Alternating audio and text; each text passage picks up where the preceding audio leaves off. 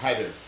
So, gosh, I've been turned in my law-abiding citizen 2 draft. I'm waiting for notes, so I kind of have nothing to do today. I mean, I was going to do a little bit of Fortunate Son, but I'm taking my wife's favorite band is Depeche Mode. I'm taking them to see the concert tonight, so I don't know.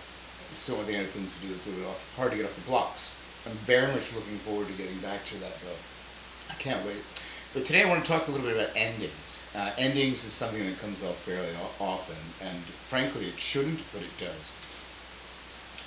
And the thing I hear most often is, God, I've got this great script, I just can't figure out what the ending is. I never quite understand that, because the end is why you write. You write because you have something to say. Now, I know a lot of you out there will say, well, geez, I've seen a lot of his movies, and what the hell is he trying to say? Well, to be honest,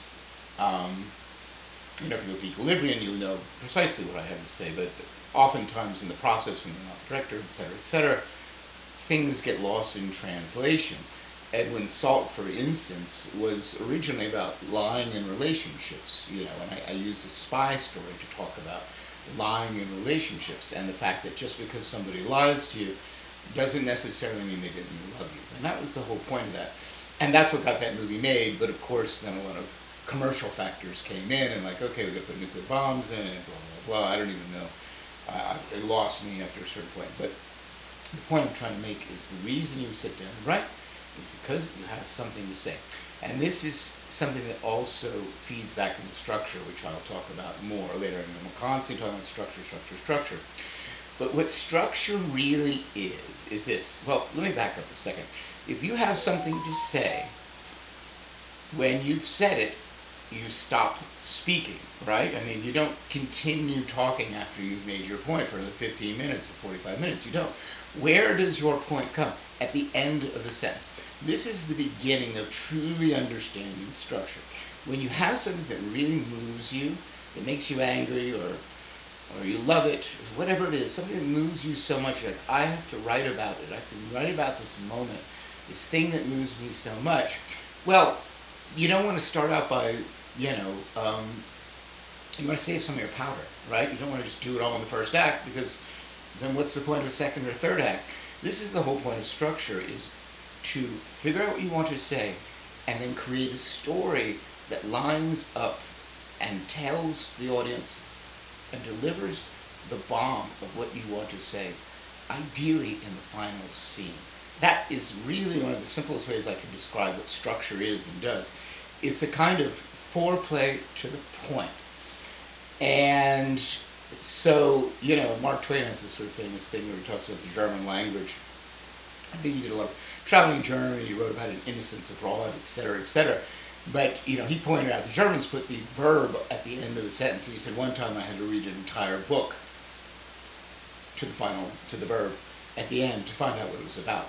But that's ideally what screenwriting is back. If you look at Truly, Madly, Deeply, it's an excellent example of this.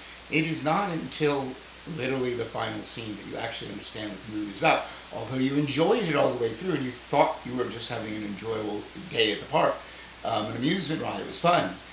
There was ghosts and moving, but you didn't understand what it was about until Alan Rickman and his ghosts, unroll the carpet.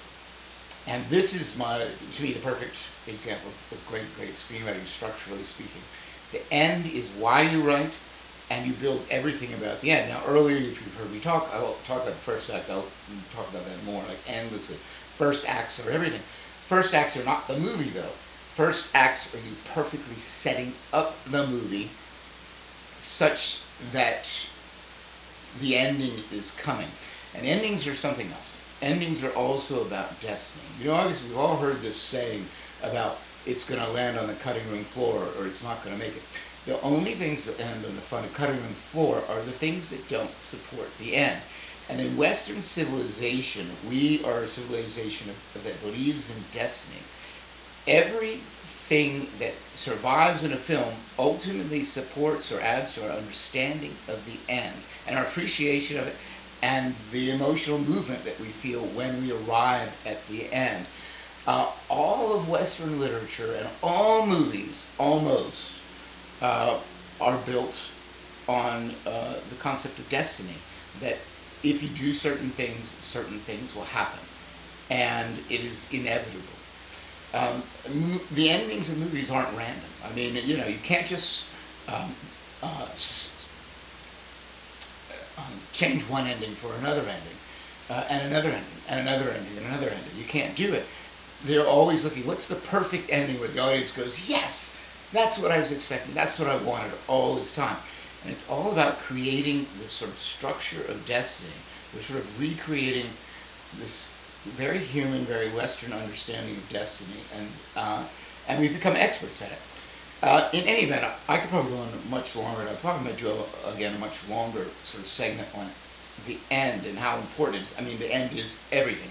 Again, I'm going to repeat it. It is why you sat down to write in the first place, and everything else was you game planning it out like a chess master to guide the audience to the resolution that you wanted, and that's the end.